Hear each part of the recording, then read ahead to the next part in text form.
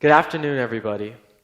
So as I heard that today's TED topic was living in a perfect world, I was immediately inclined to come up with my own ideas.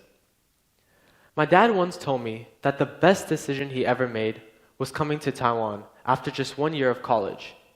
But why Taiwan, though? I asked my parents what is their perfect world, and why are they living in Taiwan? The reply I got every single time was because Taiwan was their favorite place, a place perfect to them. Then I started using my own brain. What is my perfect world? So as I've lived here in Taiwan my entire life, I weighed out the positives and negatives of Taiwan, only to realize that Taiwan is an ideal world for me too. I feel like I fit in every day, and I'm very comfortable here. However, the topics that I'll be discussing today are in relation to other parts of the world. So as a little bit of background around myself, I've been born and raised in Taiwan my entire life.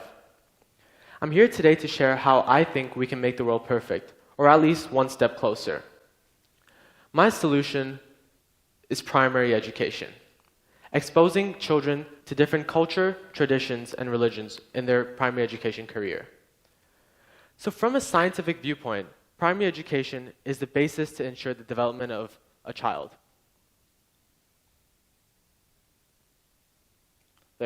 Development. There's 5 key factors that primary education brings to a child's development. Their social beliefs, their cognitive structure, emotion, culture, and physical skills to prosper in life. I'll be honest, I don't remember a lot of what I did from 1st to 5th grade. A lot of this stuff is just in the past. But I'm sure whatever I did in 1st to 5th grade molded me into the person that I became in middle school and the person that I am here standing today. And will even make me the person that I am in college in the next 2 years. In a similar manner, what you guys have experienced in 1st to 5th grade has made you the people that you are here today, sitting and watching me. Simply put, introducing people to others who may not dress, act, or behave the same way, or even have the same skin color as them, can go a long way in making the world perfect. The basis of all of this is just making people more open-minded, compared to just seeing what they are acquainted with at home. To go into more detail, I would like to expand on potential topics that can be expanded within the primary education curriculum globally. First off, children should be widely exposed to culture and their respective traditions. So here's a photo of me and my friend back in 2nd grade learning the geography. And so when I was in 1st grade, we also used to have these things called Culture Day, where basically there used to be different days for different countries, and if you were from that country, you would just come in your traditional outfit and bring food from your own culture. So as you can see on the photo on the right, it's a picture of me wearing a traditional Indian outfit. In 1st grade, it's called a kurta, which is basically an extended top with baggy bottoms. So these days really stuck with me. And the reason for this was because I had never been exposed to different cultures before this day. All I had known were the cultures of India and Taiwan. These events that happened every couple of weeks introduced me to new cultures, like Mexican cultures, Japanese cultures, Korean cultures, Thai cultures, anything since TS is such a diverse place, I got to learn a lot. I truly believe this day helped me grow as a person, because it was the first time I had seen these different cultures, and people wearing different articles of clothing, other than what I had seen at home. Globally, culture is an aspect of our lives that shape our public and private interactions. So when writing this speech, I came up with 5 simple steps that I believe everyone can take for cultural understanding. The first one, acknowledgement. Second one being respect, followed by value, contribution, and celebration. Everyone must recognize the cultures that exist in the world today. Then we must respect the differences between our own culture and the second person's culture, and value this difference. We also must celebrate culture, because this helps us become closer to other people in a world where we drift further and further apart. I really believe doing so can go a long way in making the world as perfect as possible, or at least one step closer. Moving on. Stereotypes also play a major role in making the world imperfect today. You might see this picture of curry and Indian and a tech support. What am I? Indian. It makes sense, right? You may, with a show of hands, How many of you have looked at a person and judged them before even saying a word? Be honest. Everyone's hand should be up, even including the people in the back who didn't raise their hands. Even mine, because everyone has done this at some point or another, as hard as it is to admit. So, in my opinion, stereotypes and racism are the leading factor in making the world imperfect. Take the cases of African American shootings in America, the case of Trayvon Martin, the case of Tamir Rice, and many more. Now realize how I say many more, because these incidents happen time and time again, but yet what we do is just act like it's another day. We have normalized it. Let's be honest here, this speech is not going to resolve police brutality all over the United States.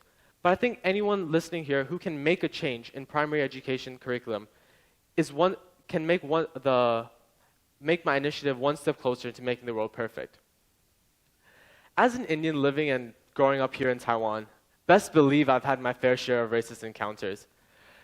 All the time.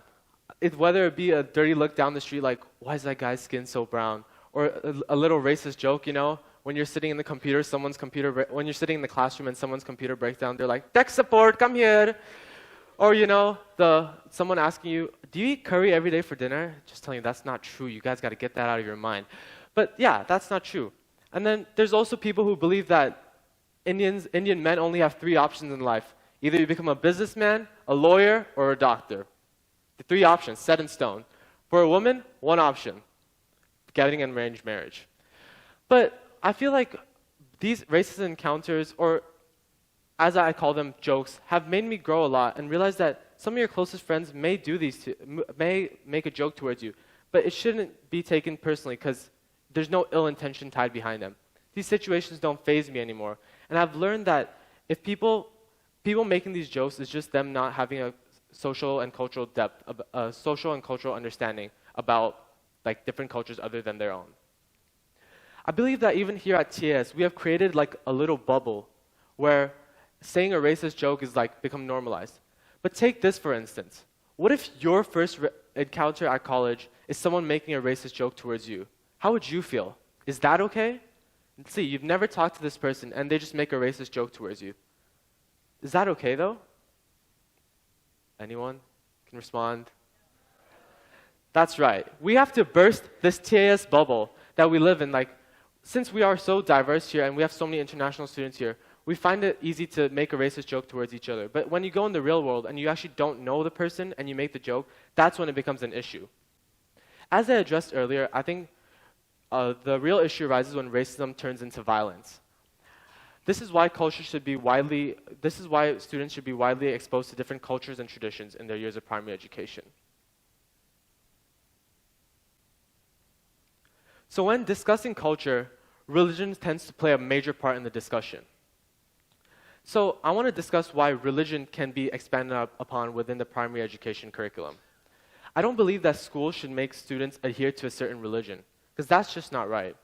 But rather introduce them to as many religions as possible so they can make their own decision. To make it clear, I'm not saying believing in a certain religion is bad. In fact, I myself am a big believer in faith and spirituality. But I think the real issue arises when you have to be of a certain religion or conform to a certain religion to enroll in a school. And yeah, we live in Taiwan, so there's so many different options for schooling over here. But what about in little towns in America where there's only 1 school or 2 schools? You have to sometimes conform to that religion, and that's when I think this becomes a problem. Even in a survey released earlier this year by US News and World Report, there were 20,000 people who believed that religion played a major role in making the world imperfect today. It's time for change. Change that can prevent religious injustice in the world. And my speech here today is not going to solve these issues. I'm not here to change the world right now. But I think even if one person, as I said earlier, can make a little shift in the primary education curriculum, this can go a long way. We shouldn't be identified by what religion we are, because at the end of the day, everything matters. Buddhism, Islam, everything matters. But what I believe that people should know is by our identity, what we do for ourselves and what we do for the community. So I'm sure all of you are left with one remaining question. I've addressed all these issues. So what's next? What can we do?